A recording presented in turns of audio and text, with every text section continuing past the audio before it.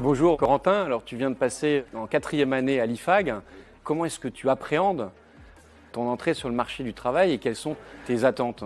Bien, les questions que je vais me poser, ça va tourner autour de l'employabilité et notamment de qu'est-ce que je vais devoir mettre en avant en fait face aux employeurs. Est-ce que ça va être mes compétences? Est-ce que ça va être mes soft skills qu'on nous a appris tout au long de mon cursus? Ou est-ce que ça va être également le diplôme? Est-ce qu'aujourd'hui tu appréhendes cette entrée ou tu es confiant? Eh bien oui, avec l'IFAG justement, j'ai pu faire de l'alternance, ce qui me permet de gagner en compétences sur le terrain, de mettre en application les cours que j'ai pu apprendre tout au long de ce cursus et surtout tous les autres stages aussi qui viennent en amont. Qu'est-ce que tu vas mettre le plus en avant quand tu vas rechercher un emploi? Ça va plutôt être l'expérience, les compétences que j'ai pu acquérir à chaque moment et notamment les expériences que j'ai pu avoir au sein de start-up, le fait que aussi j'ai pu faire du freelancing pour certaines.